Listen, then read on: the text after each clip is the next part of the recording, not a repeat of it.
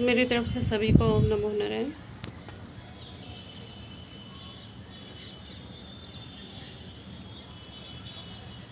आज हम चर्चा करते हैं भक्ति में वैराग्य और प्रेम तत्व की।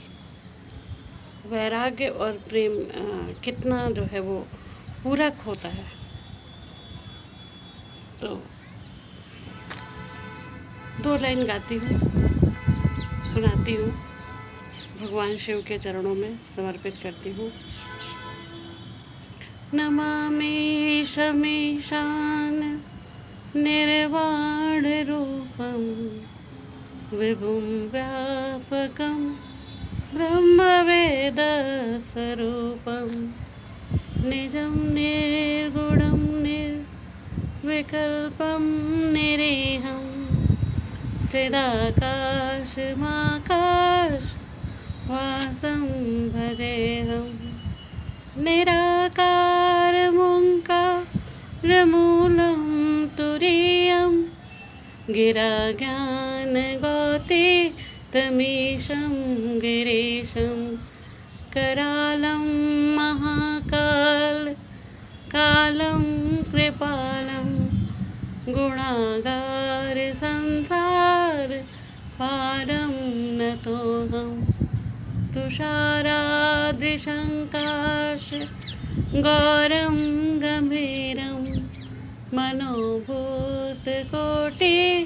प्रभाश्रीशरीरं स्फुरन्मौलिकल्लोलिनी चारुगङ्गा रसद्भाले दुकण्ठे भुजङ्गा चलत्कुण्डलम्बो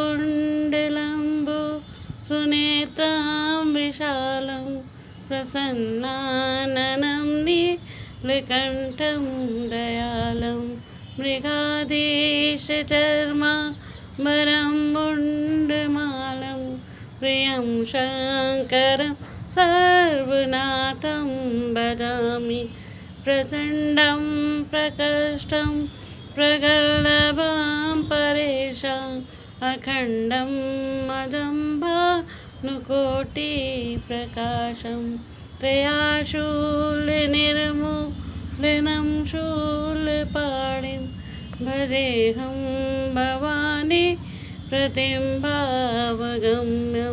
कलातीतकल्याणकल्पान्तकारी सदा सच्चिदानन्दाता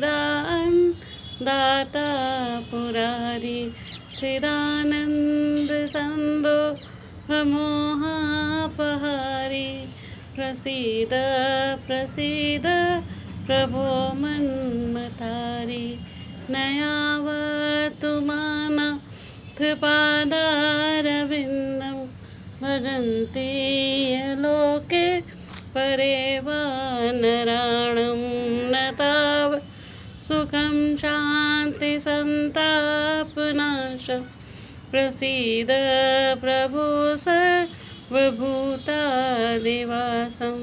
न जानामि योगं जपं नैव पूजां नतोऽहं सदा सर्वदा भूतोभ्यं जराजन्मदुःखोऽगताता विमानं प्रभो पाहि आपन् नमामि शम्भो प्रभो पाहि आपन् नमामि शम्भो प्रभो पाहि आपन् नमामि शम्भो।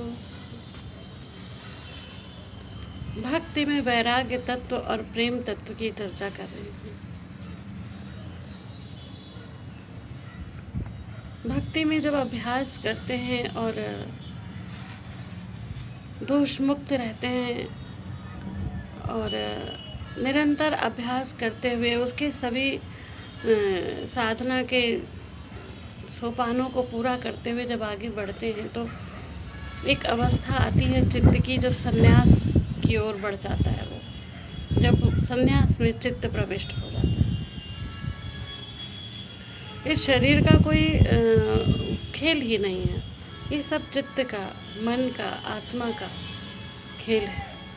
तो जब चित्त जो है हमारी आत्मा शुद्ध हो जाती है, बिल्कुल पवित्र हो जाती है, तो वो संन्यास मुक्त होने चाहती है, तो वो संन्यास तत्व को ग्रहण करती है।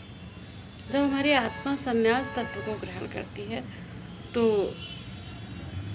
आपने सुना होगा कि केचुल जो है सांप उतारता है और नया शरीर, नया वस्त्र धारण कर लेता है। श्रीमद् भगवद गीता में भगवान कृष्ण ने अर्जुन को बताया कि आत्मा न कभी मरती है, अजर है, अमर है, और वो अपने शरीर परिवर्तन करती है। लेकिन प्रश्न ये उठता है कि मुक्त होना है, मनुष्य का उद्देश्य है कि आत्मा मुक्त हो, शरीर तो मुक्त नहीं होता, मिट्टी तो मुक्त नहीं होना, मिट्टी को तो मिट्टी में मिल जाना है, उसको तो इतना पवित्र बना लो कि वो भगवान शिव के मस्तक की विभूति बन सके।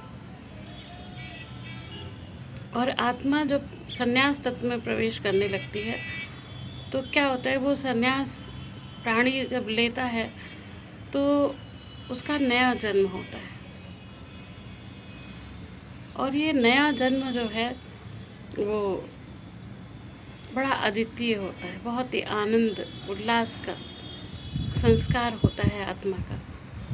और स्वयं मनुष्य भी, प्राणी जो संन्यास लेता है वो भी महसूस करता है कि हम बंधनों को काट कर और हमने किसी नए चरण में पदार्पण किया, क्योंकि जो चित्त की अवस्था होती है उसको सिर्फ साधक महसूस कर सकता है जो संन्यास में प्रविष्ट हो जाता है। तो संन्यास में आवश्यक नहीं है कि घर छोड़े।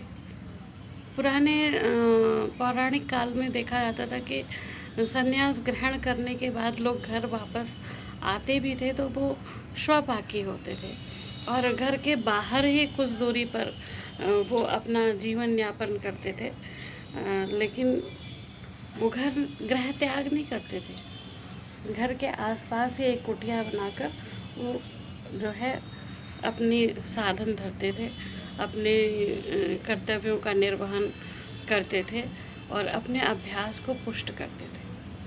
तो ज़रूरी नहीं है कि उसको छोड़कर कहीं आश्रम में जाया जाए, जंगल में जाया जाए।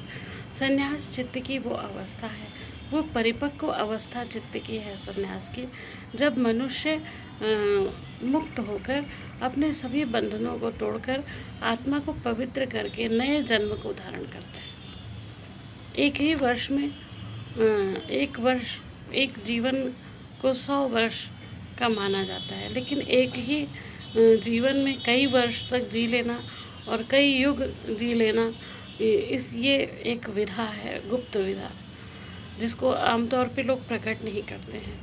तो इस गुप्त विधा में जीने के लिए बहुत आवश्यक है कि हम पुराने शरीर को, पुराने संस्कारों को छोड़कर और नया शरीर धारण करें, आत्मा अपने नए वस्त्र धारण करे। और यह एक परम आनंद की अवस्था होती है। चित्त की परमानंद की अवस्था का नाम जो है संन्यास है। और संन्यास का एक लक्षण है कि वो परमात्मा से प्रेम में अवतरित हो जाता है। आत्मा जो है परमात्मा के प्रेम में अवतरित हो जाती है, वो उसका पदार्पण परमात्मा की ओर हो जाता है। वो अपने सभी भावनाओं को, सभी चीज़ों को परमात्मा की ओर मोड़कर जोड़ देती है, परम तत्व की ओर जोड़ देती है। वो परम तत्व ही उस आत्मा का संचालन करके धीरे धीरे वो आत्म साक्षात्कार की ओर बढ़ने लगता है, क्योंकि बंधन के कटे बिना पूर्व जन्म के संस्कार, इस जन्म के संस्कारों को काटना पड़ता है, मिटाना पड़ता है, उनको साफ सफाई, शुद्धि करनी पड़ती है। वो कैसे होगी? शरीर तो साबुन से स्वच्छ हो गया, लेकिन आत्मा कैसे स्वच्छ होगी? आत्मा को का जो है वो जो संस्कार होता है उससे बहुत ही आत्मा को पुष्टि मिलती है, तुष्टि मिलती है, और वो अपने नए युग में पदार्पण करती है। तो अपनी सभी ऊर्जा को परम तत्व में जोड़ देना ही संन्यास है। अपनी सभी कार्यों को परमात्मा को सौंप देना ही संन्यास है। और तब यह नहीं होता कि हम का एहसास नहीं होता, तब यह एहसास होता है कि मैं आत्मा हूँ, जीव हूँ, मैं जीवात्मा हूँ, इसका आभास होता है। भोजन ले रहे हैं तो प्रसाद ले रहे हैं, आहुति करा रहे हैं, हवन कर रहे हैं। इस प्रकार के सभी कर्म जो है वो परम तत्व से जुड़ जाते हैं। कोई भी कर्म जो है वो लौकिक नहीं रह जाते हैं, सभी कर्म पारलौकिक हो जाते हैं। तो इस प्रकार से संन्यास में जुड़ते जुड़ते एक बहुत ही उच्चतर विज्ञान है प्रेम में विलीन होना।